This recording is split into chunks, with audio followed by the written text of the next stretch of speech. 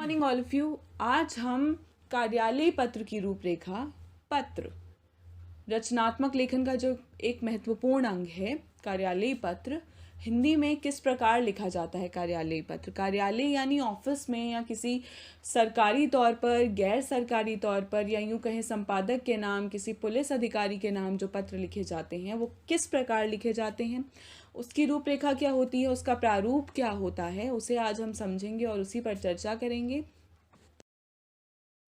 जैसा कि आप सब समझते हैं और आप सब जानते हैं कि जो मनुष्य है वो एक सामाजिक प्राणी है। अपने भावों और विचारों को और सूचनाओं को व्यक्त करने के लिए उसे बातचीत या संप्रेषण का माध्यम होता है, कम्युनिकेट करने का।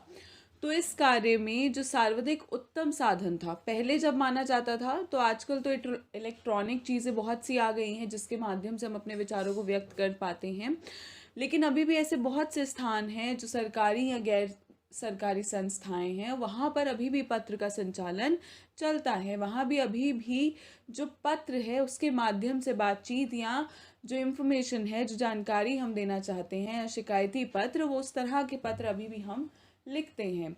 तो पत्रों के माध्यम से, पहले आप सबको पता है कि पत्रों के माध्यम से बातचीत हुआ करती थी। कोई किसी भी तरह की जानकारी देने के लिए पत्रों का सहारा लिया जाता था। वो एक आसान माध्यम समझा जाता था जिसमें व्यक्ति स्वयं अपनी भावनाओं को व्यक्त करता था अपने ही शब्दों में, और इसी तरह वो किस रूपरेखा में उसे लिखता था। और दैनिक जीवन की जो जटिलता थी उसे आसान बनाने के लिए ये जो पत्र है वो लिखे जाते थे, यानी हम दूसरे व्यक्ति से बात कर पाएँ, उस तक अपना संदेश पहुंचा पाएँ, उसके लिए हम ये पत्र लिखा करते थे। पत्र के प्रकार। अनौपचारिक पत्र।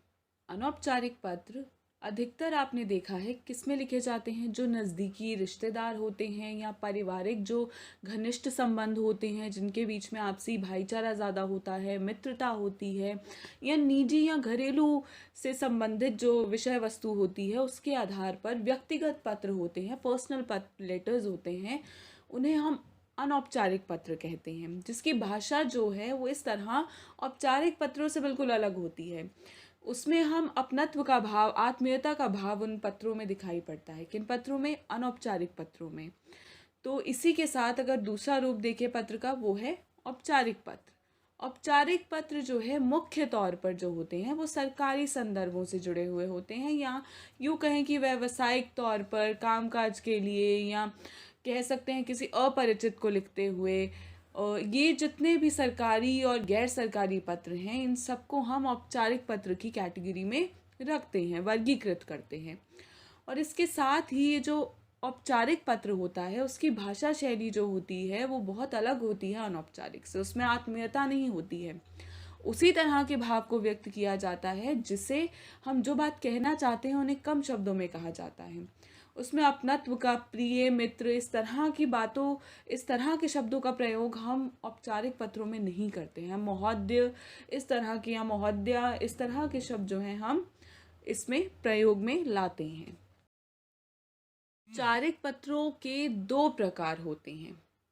पहला प्रकार जो सरकारी, अर्ध सरकारी या व्यावसायिक संदर्भों से होता है, जिसे हम कह सकते हैं कार्यालय लेखन, या हमें सरकारी तौर पर, राजनीतिक तौर पर कोई एप्लीकेशन भेजनी है, कोई लेटर भेजना है। उसके साथ ही हम देखते हैं जैसे बैंक्स में, या फिर कार्यालयी तौर पर जो हम भेजते हैं, या एडमिन स्टाफ जो होता है विद्यालय का, उसको कोई किसी जानकारी के लिए, या हम यूँ कहते हैं कि पंजीकरण के लिए, रजिस्ट्रेशन कराने के लिए जिस तरह के हम जो पत्र भेजते हैं वो इन सब चीज़ों के अंतर्गत आते हैं। इसी के साथ एक दूसरी कैटेगरी होती है, दूसरा जो रूप होता है, एक प्रकार होता है, वो है सामान्य जीवन व्यवहार तथा अन्य विशिष्ट संदर्भों में लिखे जाने वाले पत्र। ये पत्र परिचित एवं अपरिचित व्यक्तियों को तथा विविध क्षेत्रों में संबंध अधिकारियों को लिखे जाते हैं। तो ये जो पत्र हैं वो किस तरह के होते हैं? ये पत्र जो हैं वो बधाई पत्र हो सकता है, निमंत्रण पत्र हो सकता है, शुभकामना पत्र हो सकता है, या संपादक के नाम पत्र हो सकता है। संपादक के नाम यानी जिस प्रकार मैं आपको एक बताती हूँ उदाहरण के तौर पर, जैसे कोई समस्या है आपके क्षेत्र में और कोई भी नहीं सुन रहा है, कोई पुलिस अधिकारी उसकी बात नहीं सुन रहा है, तो आप जो है वो अपनी उस विषय पर अपने विचार व्यक्त करते हुए किसी न्यूज़पेपर के एडिटर को यह पत्र लिखते हैं कि आप ये जानकारी पत्र में या समाचार पत्र में छपवाना चाहते हैं और उस तक ये जानकारी पहुंचाना चाहते हैं कि इस क्षेत्र में, इस पर्टिकुलर क्षेत्र में इस तरह की समस्या से सभी जूझ रहे हैं। इसी के साथ शिकायती पत्र हो सकते हैं, जैसे कि हम कहते हैं कि किसी पुलिस अधिकारी को हमने शिकायती पत्र दे दिया या बस अड्डे के किसी अधिकारी को दे दिया कि इस समय पर जो बस है वो टाइम पर स्टैंड पर नहीं आती है। तो इस तरह के शिकायती पत्र हम देख सकते हैं। समस्या मूलक हो सकता है किसी एमसीडी के अधिकारी को कि सफाई के लिए जो पत्र होते हैं कि सफाई नहीं हो रही है। तो ये जितने भी सारे रूप हैं या जो उदाहरण हैं जो पत्रों के, ये किसके अंतर्गत आते हैं? औपचारिक पत्रों के अंतर्गत आते हैं। इसी में आप देख सकते हैं परिचित और अपरिचित भी लिखा गया है। तो यानी हम परिचित और अपरिचित लोगों को भी जब बधाई पत्र भेजते हैं या निमंत्रण पत्र भेजते हैं तो जिस शब्दावली का प्रयोग करते हैं वो औपचारिक रूप से करते हैं। उसमें हम मित्रता या आत्मीयता, अपनत्व की भावना का वर्णन नहीं करते हैं। वो केवल अपने भाई बहन, माता पिता, नाना नानी, इस तरह के जो शब्द या इस तरह की जो रिश्तेदार या पारिवारिक सदस्यों के लिए जो पत्र लिखे जाते हैं वो अनौपचारिक में आते हैं। लेकिन अधिकतर जो हम शुभकामना पत्र, बधाई पत्र या निमंत्रण पत्र किसी को भेजते हैं किसी की प्रोग्राम के लिए, तो वो सारी चीज़ें जो किसके अंतर्गत आएंगी? औपचारिक पत्र के एक दूसरे रूप के अंतर्गत, जिसमें हम जो भी बात कहते हैं वो बहुत संभल कर कहते हैं और एक निश्चित शब्दावली के अंतर्गत कहते हैं। यानी उसका जो प्रारूप है, उसका जो फॉर्मेट है वो बिल्कुल वही होगा जैसा निश्चित किया गया है। ऐसा हम उसे अलग से नहीं लिख सकते हैं कि एड्रेस ऊपर कर दें और नीचे हम विषय लिख रहे हैं या हम किसी भी शब्दावली का प्रयोग उसमें कर रहे हैं। पत्र के अंग, पत्र के अंग यानी पत्र, औपचारिक पत्र का, कार्यालयी पत्र का जो फॉर्मेट होता है, किस प्रकार का प्रारूप होता है, उसमें हम क्या क्या मेंशन करते हैं, क्या क्या चीज़ें लिखते हैं, कौन सी चीज़ें व्यक्त होनी चाहिए, उसकी जानकारी अब हम लेते हैं। सबसे पहले बाईं ओर यानी लेफ्ट साइड पे आपको पता और दिनांक लिखना होता है। और पता सबसे पहले किसका? जो पत्र लिख रहा है उसका पता। उसके नीचे तिथि यानी दिनांक, और उसके उपरांत, उसके बाद जब आप लिखते हैं उसके नीचे उसके पश्चात आपको प्रेषक के विभाग का नाम लिखना होता है। जैसे पुलिस अधिकारी, या पुलिस अधिकारी कौन से विभाग का है, जिला अधिकारी है, पुलिस अधिकारी है, कहाँ का है, मेरठ का है, इस तरह का नाम आपको पता उसका देना होता है।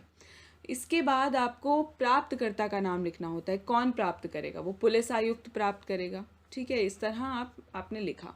विभाग का नाम लिखा, कौन सा विभाग है, किस विभाग को आप लिख रहे हैं। जैसे मैं आपको एक उदाहरण दूँ, जैसे आप लिख रहे हैं कि पहले आपने अपना एड्रेस लिखा, उसके बाद आपने दिनांक लिखा, उसके बाद फिर आप उस जगह का लिख रहे हैं आप जहाँ पर वो पत्र पहुँचाना चाहते हैं। यानी मैं यूँ कहूँ कि दिल्ली में मैं साउथ ईस्ट में या साउथ में, साउथ एक्सटेंशन में मुझे ये पत्र पहुँचाना है।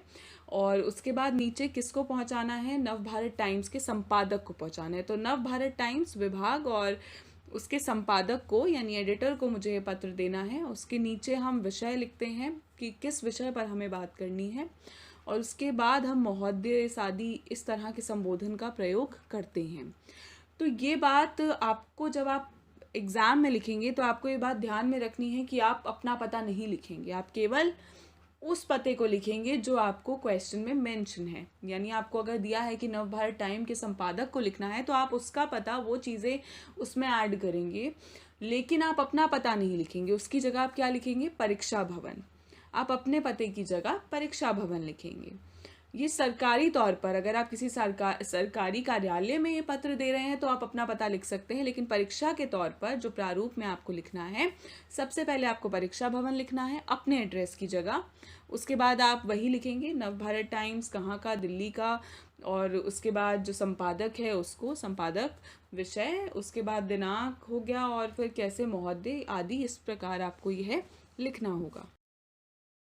अगला बिंदु जो है पत्र को लिखते समय, पहले हमने पढ़ा कि पता और दिनांक, इसके आधार पर उसके बाद संबोधन।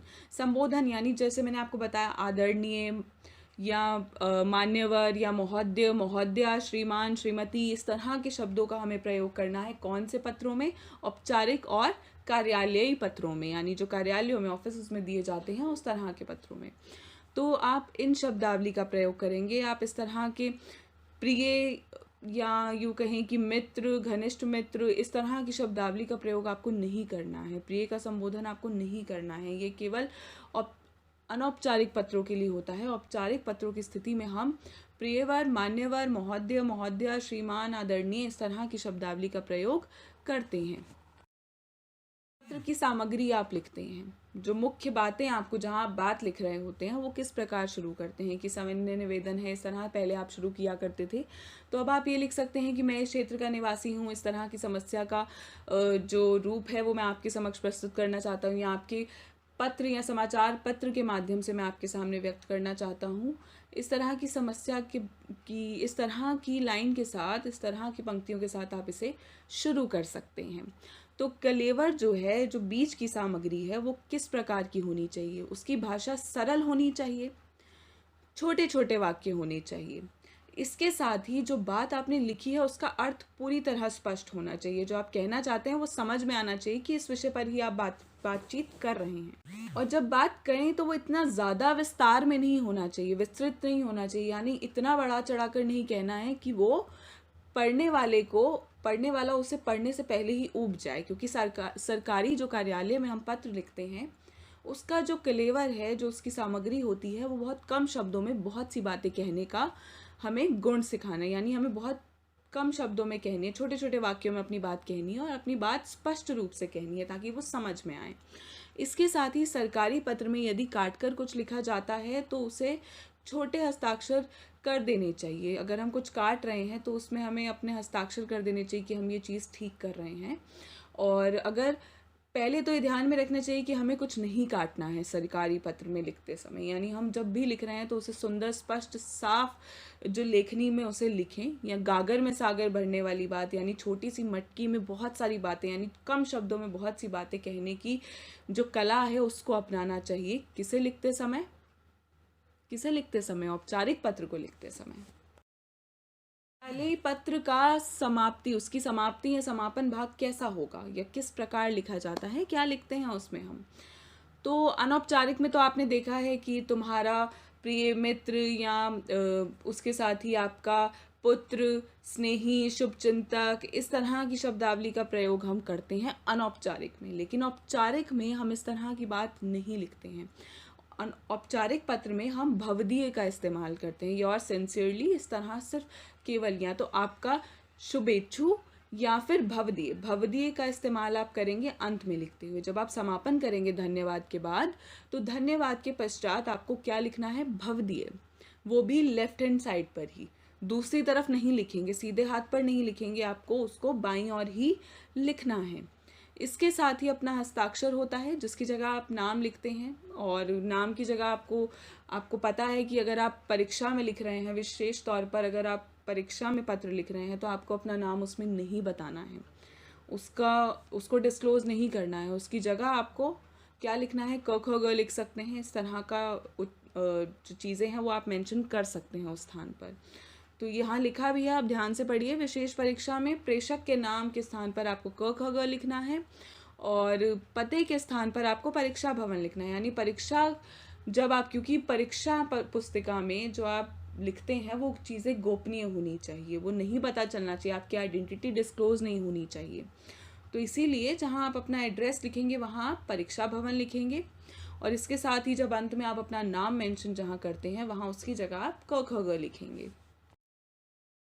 ये देखिए औपचारिक पत्र का एक नमूना। व्यावसायिक रूप से जो है, प्रेषक का नाम, पद, नाम, पता, टेलीफोन, दिनांक, पत्र संख्या, ये सारा कार्यालयी तौर पर है। इस तरह पूरा मेंशन नहीं करेंगे आप परीक्षा में, लेकिन जितना भाग आपके पते का है तो उतने में आपको परीक्षा भवन ऐड करना है। उसके बाद आप जिसको पाने वाले प्रेषित का नाम, यहाँ से आप लिखना शुरू करेंगे। किसको? दिनांक के पश्चात, दिनांक लिखने के बाद पाने वाले प्रेषित का नाम, तो जिसे यह पत्र मिलेगा, जैसे नवभारत टाइम्स के संपादक को मिलेगा। तो अगर हम इस तरह का उदाहरण लेते हैं, उसके बाद उपनाम, पूरा पता, विषय। मैंने आपसे कहा कि हम प्रिय मित्र इस तरह की शब्दावली इस्तेमाल नहीं करते हैं औपचारिक में। हम क्या करते हैं? महोदय, महोदया, मान्यवर, इस तरह के शब्दावली का प्रयोग करेंगे। उसके बाद अपनी सामग्री लिखेंगे, और सामग्री कैसे लिखेंगे? कम शब्दों में लिखेंगे। समापन सूचक शब्द कौन से होंगे? भवदीय, या भवदिया, भवदिया और या भवदीय। हस्ताक्षर अपने और पूरा नाम, पूरे नाम की जगह आपको क्या लिखना है, क ख ग। एक उदाहरण आपके सामने प्रस्तुत है जिसका विषय है कुछ इस प्रकार, दिन दिन बिगड़ती कानून व्यवस्था की समस्या के प्रति चिंता प्रकट करते हुए नगर के पुलिस कमिश्नर को पत्र लिखिए। तो ये एक आपका जो फॉर्मेट है या प्रारूप है वो परीक्षा के लिहाज से है। तो परीक्षा भवन सबसे पहले लिखा गया है, फिर मेरठ लिखा गया है, दिनांक पुलिस आयुक्त, कहाँ का है वो, मेरठ उत्तर प्रदेश, विषय बिगड़ती कानून व्यवस्था के संबंध में महोदय, जैसे आपको कहा गया है कि कैसे संबोधन करना है, महोदय करके या महोदया, फीमेल है तो महोदया। इस पत्र के माध्यम से मैं आपका ध्यान अपने क्षेत्र में कानून व्यवस्था की बिगड़ती स्थिति की ओर आकर्षित करना चाहता हूँ। इस क्षेत्र के निवासी भय के साए में रहने को विवश हो गए हैं। कुछ शरारती तत्व चीना चपटी करते हैं, वे स्थानीय दुकानदारों व रेडी वालों से हफ्ता वसूली भी करते हैं। इस तरह हमने कम शब्दों में अपनी बात को कहा। उसके नीचे स धन्यवाद, भवदीय और क ख ग के माध्यम से आपको इस पत्र को का अंत करना है या समाप्त करना है। तो इस तरह आपने समझा कि औपचारिक पत्र या कार्यालयी पत्र किस प्रकार लिखा जाता है, उसकी रूपरेखा क्या होती है, उसके अंग क्या हैं और किस तरह की शब्दावली का प्रयोग उसमें किया जाता है। इन सभी बातों को ध्यान रखते हुए अंत में आपको एक असाइनमेंट मिलेगा जो आपको कंप्लीट करना है। धन्यवाद।